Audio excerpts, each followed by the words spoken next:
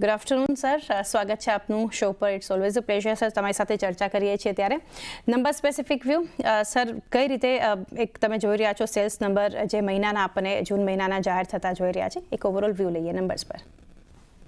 ચાંદનીજી good afternoon અને આપ લોકોને ખૂબ ખૂબ અભિનંદન. CNBC બાજાર ચેનલ પર આપ 11 વર્ષ પૂરા કરી રહ્યા છો, તેમની ઘણી બધી શુભેચ્છાઓ.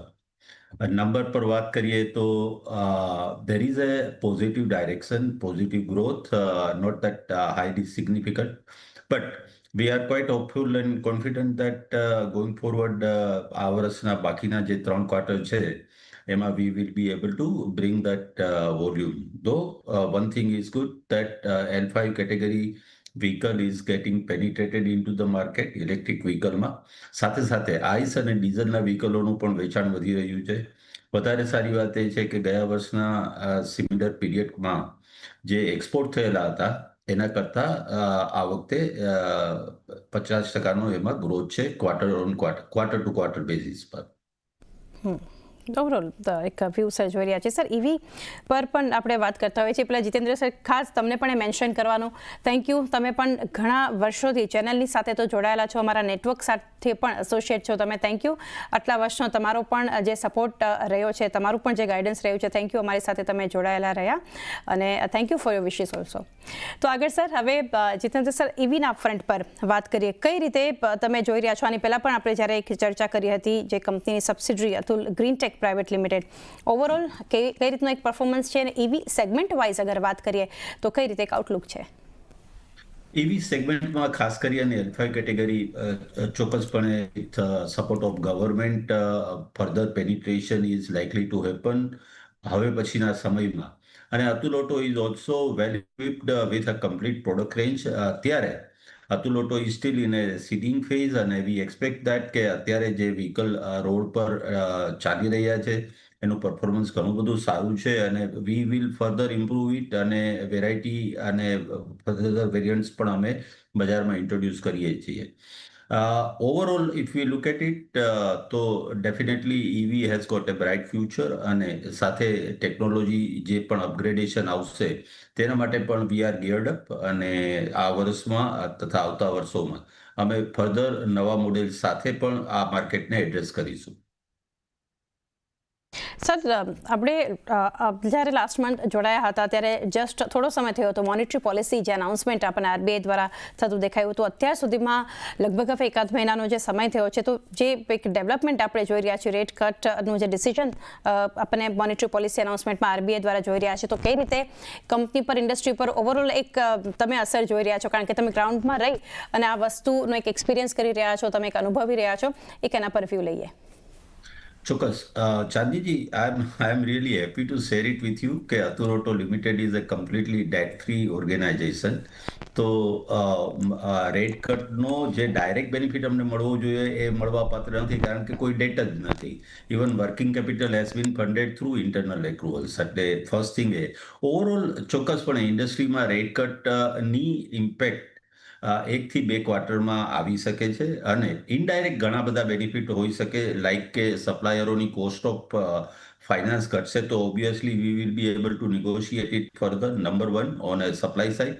ઓન એ સેલ્સ સાઇડ જ્યારે બેંક અને NBFCsના રેટ ચોક્કસપણે વધારે ઇમ્પ્રૂવ થશે તો એન્ડ યુઝર જે અમારા બિઝનેસમાં છે તે જનરલી રિટેલ લોન પર આધારિત હોય છે. ત્યાં પણ અમને થોડો કસ્ટમરને જ્યારે ઇન્ટરેસ્ટ રેટનો ફાયદો થશે તો એ પણ વેચાણ વધારવામાં મદદરૂપ થશે. પરંતુ ચાંદીજી, ઇટ ઇઝ ઓલ અબાઉટ કે રેટ કટ આવ્યા પછી it is all about 1 to 2 quarter that it is being આપને એની અસર એકાદ 2 ક્વાર્ટર પછી જ ગ્રાઉન્ડ પર જોવા મળશે. એટલે ગ્રાઉન્ડ પર હજુ 2 થી 3 ક્વાર્ટર જે છે રેટ કટની એક અસરની આપણે એક રાહ જોઈ શકીએ કઈ રીતે દેખાશે. પરંતુ સર હવે ઓવરઓલ બિઝનેસના ફ્રન્ટ પર વાત કરીએ તો આવનારા સમય માટે કયા એવા ગ્રોથ ડ્રાઈવર્સ જે છે એ તમે જોઈ રહ્યા છો ખાસ કરીને? પહેલા જો આપણે મેક્રો ઇકોનોમી ઉપર વાત કરીએ તો મોન્સૂન ઇઝ લુકિંગ ગુડ. જેટલા હિકઅપ્સ હતા, થોડા ઘણા જે ઇકોનોમીમાં ડિસ્ટર્બન્સ હતા, that is way behind. Everyone is positive about overall economy. Even GDP growth is expected to be, normal. એટલે putting all these factors, I believe that કે overall business environment will be positive અને ચોક્કસપણે આ દરેક ઇન્ડસ્ટ્રીમાં કામ કરતા આ લોકોને એનો બેનિફિટ મળવાનો છે. કંપની સ્પેસિફિક જો વાત કરીએ તો ચોક્કસપણે એઝ આઈ સેડ કે આવર પેનિટ્રેશન ઇઝ ડીપ અને we are going to have it further. સાથે સાથે એક્સપોર્ટ પણ અમારા માટે ઘણું મોટું સ્કોપ રહેલો છે, પોટેન્શિયલ રહેલું છે.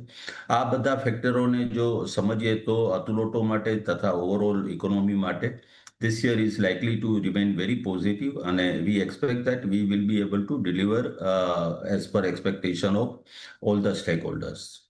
એટલે સર એ તો ઘણી પોઝિટિવ તમે વાત ગણાવી, પરંતુ કોઈ આ ગ્રોથ ડ્રાઈવર્સની આપણે વાત કરી, કોઈ એવા સેગમેન્ટ તમે જોઈ રહ્યા છો કે જેને લીધે કોઈ એક સ્લો ડાઉન આવી શકે છે, અથવા તો એના પર એક એફર્ટ્સ જે છે કંપનીના અત્યારે અટેમ્પ્ટ ચાલુ હોય, અથવા તો એની પાછળ રીઝન શું છે કોઈ સ્લો ડાઉન પાછળ, એવા કોઈ સેગમેન્ટ ખરા? અને it is all about business parameter. કોઈ પર્ટિક્યુલર સેગમેન્ટ નથી, પરંતુ as I keep on saying આપની સાથે દરેક વખતે ચર્ચામાં, three wheelers per se, irrespective of brand, whether it is Atul or any other brand, પરંતુ એનો આધાર હોય છે રિટેલ ફાઇનાન્સની અવેલેબિલિટી ઉપર. અને લાઈક થ્રી વ્હીલરમાં જેમ બહુ લિમિટેડ પ્લેયર્સની ઇન્ડસ્ટ્રી છે, એવી જ રીતે ફાઇનાન્સ પણ બહુ લિમિટેડ ફાઇનાન્સરો કરી રહ્યા છે. હવે આ ફાઇનાન્સની ક્રેડિટની સિસ્ટમ અથવા અન્ય કોઈ પરિબળ જો અફેક્ટ કરે તો that is definitely going to affect directly for the business of company. એના સિવાય બીજા કોઈ ફેક્ટર એવા અત્યારે હાલ તુરંત આ વર્ષ માટે તો કોઈ નથી એવા ટ્રિગર્સ કે એવા કોઈ ફેક્ટર કે જે કંપનીનો ગ્રોથ સ્ટોપ કરી શકે.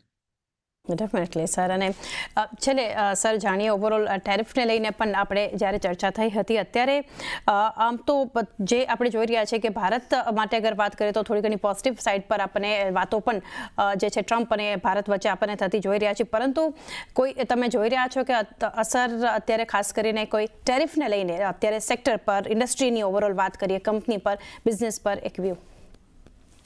Overall sector, automobile sector is a very big one અને જે પોઝિટિવ ન્યૂઝ આવી રહ્યા છે તેનાથી ઇન્ડિયાને ફાયદો ચોક્કસપણે થવાનો છે.